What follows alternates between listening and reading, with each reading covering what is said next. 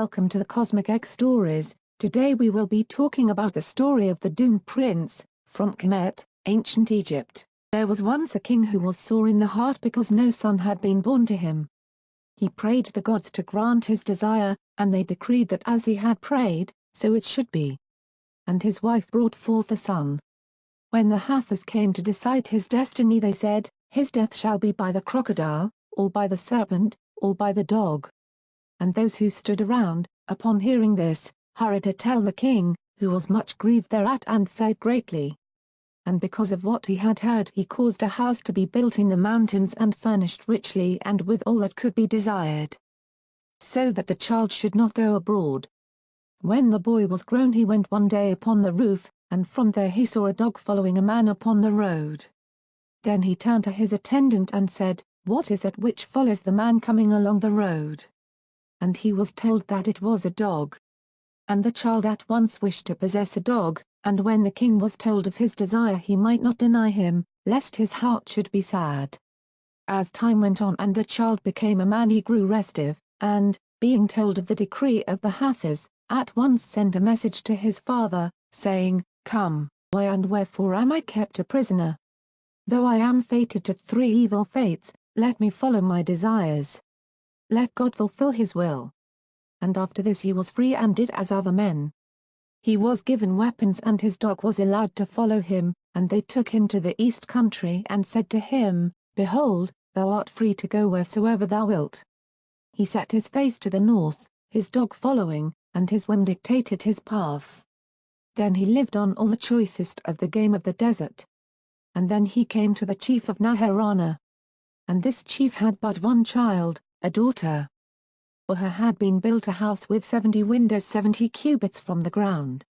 And here the chief had commanded all the sons of the chiefs of the country of Kalu to be brought, and he said to them, "He who climbs and reaches my daughter's windows shall win her for wife." And some time after this the prince arrived, and the people of the chief of Naharana took the youth to the house and treated him with the greatest honor and kindness. And as he partook of their food, they asked him whence he had come. He answered them, saying, "I come from Egypt. I am the son of an officer of that land. My mother died and my father has taken another wife, who, when she bore my father other children, grew to hate me. Therefore have I fled as a fugitive from her presence." And they were sorry for him and embraced him. Then one day he asked the climbing youths what it was they did there. And when they told him that they climbed the height that they might win the chief's daughter for wife, he decided to make the attempt with them, for afar off he beheld the face of the chief's daughter looking forth from her window and turned toward them. And he climbed the dizzy height and reached her window.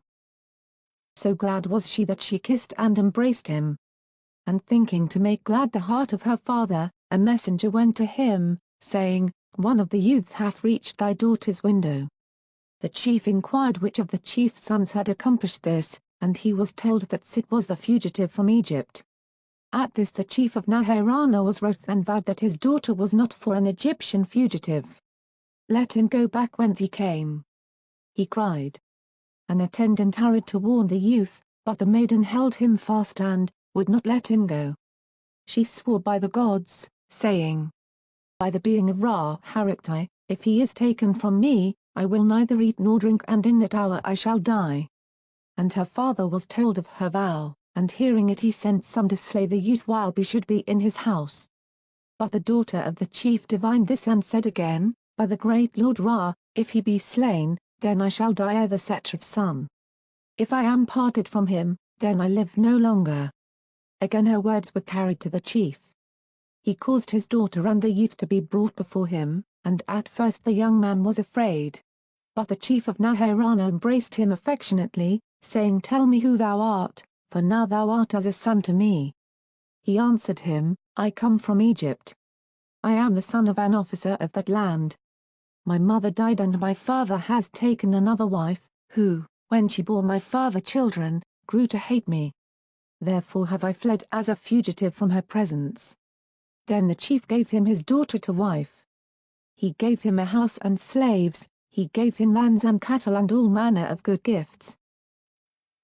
The time passed. One day the youth told his wife of his fate, saying to her, I am doomed to 3 evil fates: to die by a crocodile, a serpent, or a dog." And her heart was filled with a great dread. She said to him, "Then let one kill the dog which follows thee." But he told her that could not be, for he had brought it up from the time it was small. At last the youth desired to travel to the land of Egypt, and his wife, fearing for him, would not let him go alone, so one went with him. They came to a town, and the crocodile of the river was there. Now in that town was a great and mighty man, and he bound the crocodile and would not suffer it to escape. When it was bound, the mighty man was at peace and walked abroad. When the sun rose, the man went back to his house, and this he did every day for 2 months. After this, as the days passed, the youth sat at ease in his house. When the night came, he lay on his couch and sleep fell upon him. Then, his wife filled a bowl of milk and placed it by his side. Out from a hole came a serpent, and it tried to bite the sleeping man, but his wife sat beside him watching and unsleeping.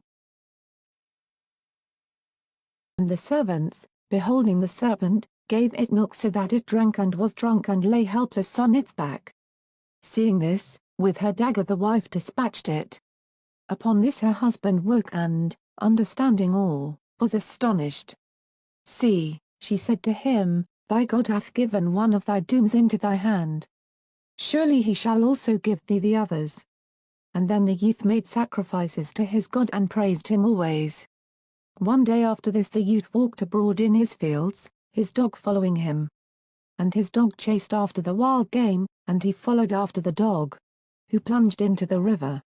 He also went into the river, and then out came the crocodile, who took him to the place where the mighty man lived.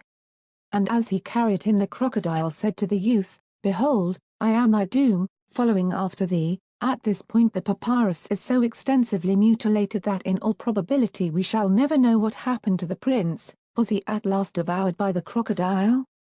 Or perchance did his faithful dog lead him into still graver danger? Let everyone concoct his own ending to the tale. That's all for today. Stay tuned for more, and thank you for watching.